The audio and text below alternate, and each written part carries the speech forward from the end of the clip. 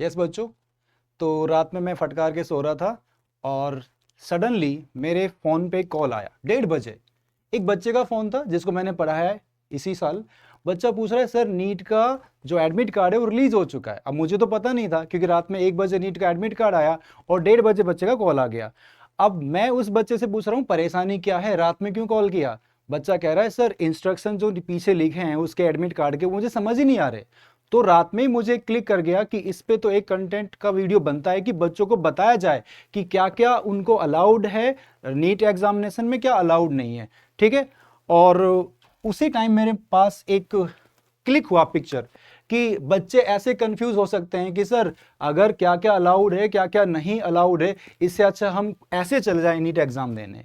तो इसमें बच्चा एक नीट एग्जाम देने जा रहा है और एक बुजुर्ग आदमी उसको प्रणाम कर रहा है। तो बच्चा बोल रहा है कि भाई मैं बाबा नहीं हूं, मैं नीट एग्जाम देने जा रहा हूं क्योंकि नीट एग्जाम में कुछ इंस्ट्रक्शंस थोड़े कॉम्प्लिकेट है और ऐसे हम जा सकते हैं, तो ये तो अलाउड नहीं है कि ऐसे नहीं जा सकते।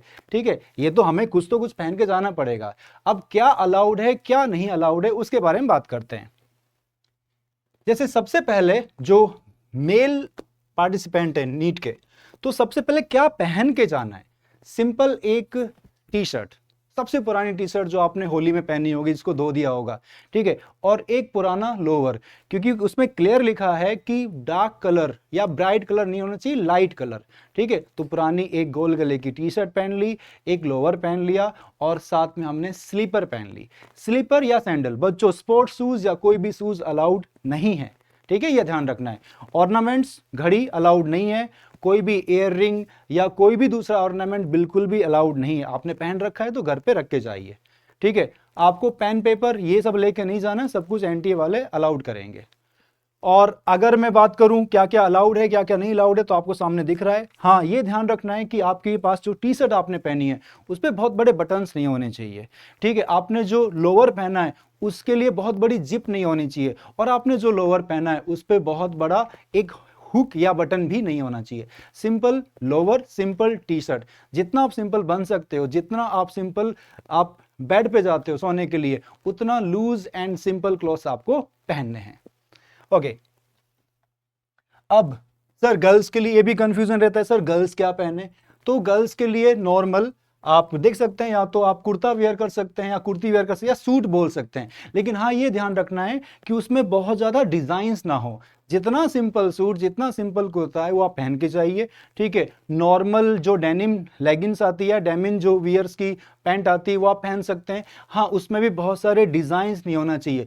जितना ज़्यादा डिज़ाइंस होंगे, वो जब आप एंट्रेंस हॉल में घुसेंगे तो आपके ऊपर नजर जाएगी कि उन्होंने ये पहना है। हो सकता है इसमें कुछ डिवाइस छुपाई हो सकता है कोई चीटिंग का मेथड छिपाया हो सकता है कोई चिट नोट छिपाया हो। ठीक है, तो बिल्कुल भी आप पे डाउट नहीं जाना चाहिए। आप जैसे एडमिट कार्ड लिख गए और सीधा एग्जामिनेशन हॉल में एंटर कर जाएं। ठीक है, तो ये आपको ध्यान रखना है। बाकी दूसरा जो भी आप ऑर्नामेंट्स पहनते हैं गले में, कान में, नाक में, वो सब अलाउड नहीं है। ठीक है, आपको सिंपल सैंडल या स्लीपर, और आपको सिंपल लेगिन या डेनिम वियर, या फिर आपको कुर्ता या कुर्ती पहन के जाना है।